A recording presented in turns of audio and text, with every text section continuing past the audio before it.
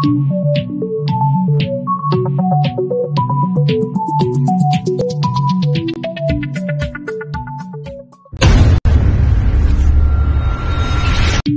selamat datang dalam channel kuliah daring bersama saya Dudi Hartono. Kali ini atau pada sesi ini saya akan membahas tentang copywriting, terutama bagaimana kita membuat headline dan body copy dengan memanfaatkan konsep 4P: price, product, place, dan promotion.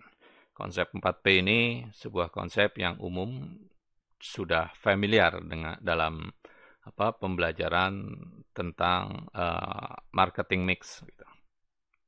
Oke, 4P ini ya biasanya kita akan memilih salah satu dari elemen P dalam konsep 4P ini untuk ditonjolkan ketika kita akan melakukan sebuah komunikasi periklanan. Gitu. Nah, konsep 4P ini juga harus dimunculkan ketika kita membuat creative brief di awal. Apa sih yang mau kita highlight dari keempatnya ini? Oke, kita lihat satu persatu. Product, place, price, dan promotion. Gitu. Kalau kita bicara produk, kita akan bicara tentang kualitas dari produk itu, objeknya. Kualitasnya seperti apa? Kita tentu saja akan mengunggulkan produk kita. Pokoknya kualitasnya ini awet, tahan banting, tahan air gitu. Kalau itu sebuah produk elektronik pokoknya. Kemudian kalau produk otomotif memiliki tingkat keamanan yang tinggi dan sebagainya. Kemudian ada juga elemen feature gitu dari produk itu. Kalau kita ngomongin handphone, kita lihat feature-nya yang dimiliki oleh handphone itu apa saja. Speknya seperti apa. Oke, ada option, ada style, ada brand atau jenama. Dari brand itu sendiri menjadi sebuah jaminan atas kualitas atau jaminan atas style, lifestyle. Kemudian bagaimana packagingnya, bagaimana size-nya, bagaimana layanan servis purna jualnya, garansinya. Garansi, ya kita biasanya dalam sebuah produk handphone kita mengenal ada garansi toko, ada garansi distributor. Nah, itu keunggulan-keunggulan yang melekat pada sebuah produk. Bagaimana dari sisi place-nya? Place ini tentu menyangkut lokasi. Lokasinya mudah dijangkau tidak? Gitu. Transportasi ke sana bagaimana? Mudah tidak?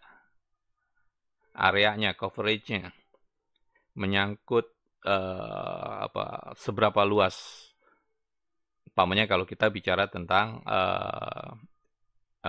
place dalam pengertian daring, marketplace, atau channelnya. Kemudian ada price. Price ini tentu saja kita bicara tentang list price-nya, low price-nya, discount-nya, payment-nya, buy one get one, credit term, dan sebagainya.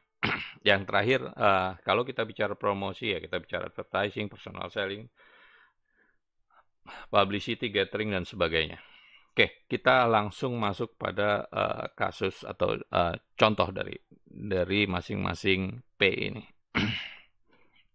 Produk.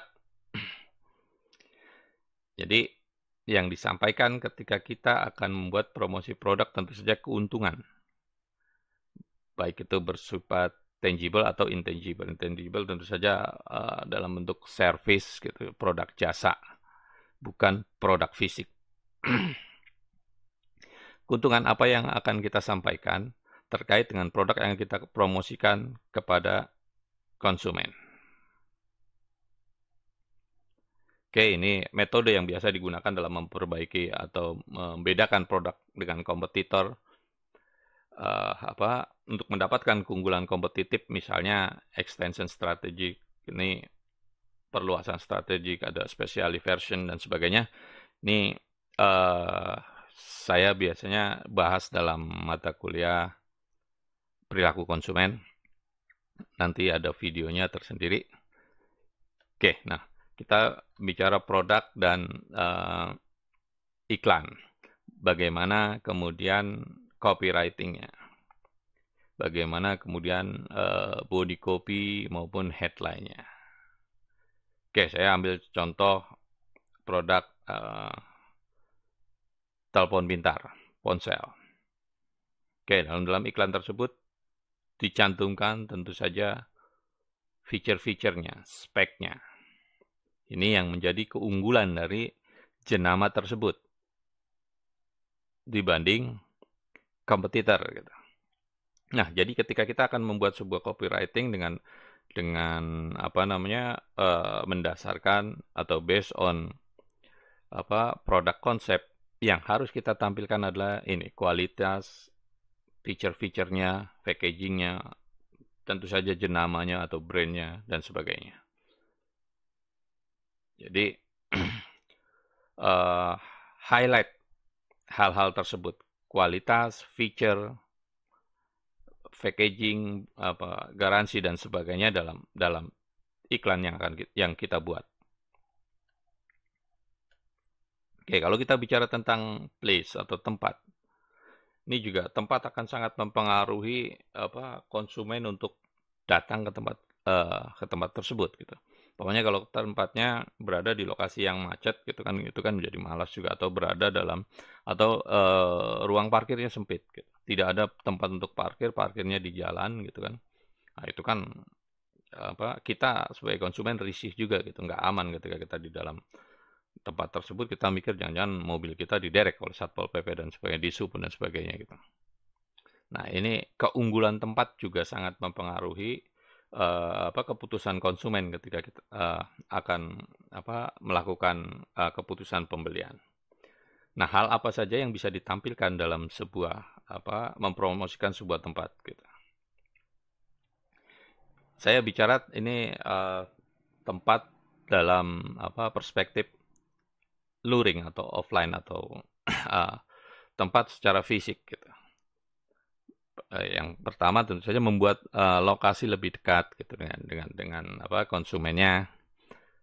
Namanya ya dekat dengan stasiun bis, dengan stasiun kereta api gitu, tidak macet, dengan pintu tol gitu. Kemudian ya mempersingkat akses, dalam hal ini waktu gitu. Saya contohkan di atas tentang listrik pintar gitu. Nah, tadi lokasi mudah dijangkau, galeri, sebuah provider sekarang ada di mana-mana, ada di pusat-pusat perbelanjaan gitu. Kemudian perilaku yang diharapkan lebih mungkin daripada yang tidak, pokoknya no smoking area gitu, atau tempatnya cozy, sejuk dan sebagainya, ramah terhadap anak. Artinya kalau kita ke tempat tersebut, anak-anak kita bisa nyaman di situ. Ada tempat bermainnya dan sebagainya. Oke, saya ambilkan contoh yang kekinian. Ini sebuah bank gitu, bank BUMN menawarkan promosi dengan membuka rekening tanpa harus datang ke kantor bank tersebut gitu. Nah, ini kan menyangkut kemudahan akses waktu. Atau ada bank BUMN lain gitu yang ya sama, modelnya cuma scan QR code gitu. QR code-nya dia tempel di mana-mana di public space gitu. Kita tinggal QR code, kita terhubung dengan layanan bank tersebut untuk membuka rekening dan sebagainya. Nah, itu keunggulan yang bisa kita tampilkan ketika kita membuat copywriting dalam konsep place ini. Bagaimana dengan price? Price tentu saja paling menentukan. Orang mengejar diskon, mengejar buy one get one dan sebagainya. Jadi dalam membuat copywriting terkait dengan price, harga. Tentu saja yang harus dicantumkan ya list price-nya itu sendiri gitu, harganya. Tulis harganya gede-gedean, pokoknya ini adalah diskon. Ini adalah pembelian khusus term waktunya cuma sampai hari ini atau sampai jam berapa dan sebagainya. Atau bisa melakukan pembelian cicilan gitu. Ada kredit termnya gitu. Nah, ini menjadi hal yang harus ditonjolkan, di-highlight ketika kita membuat copy tentang atau berdasarkan konsep price.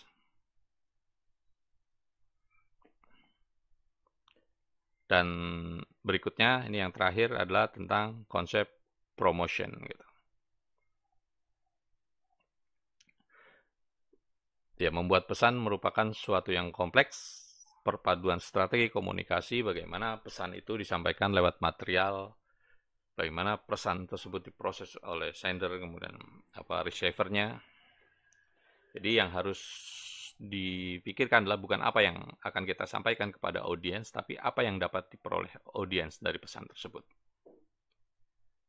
Jadi bukan bagaimana atau bukan apa yang akan kita katakan, tapi bagaimana cara mengatakannya. Itulah kita membuat iklan.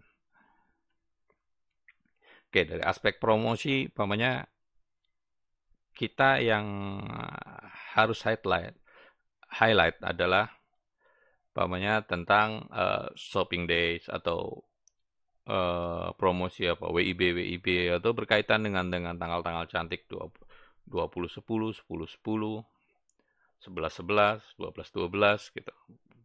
Di saat itu umpamanya produk kita akan menggelar diskon gede-gedean.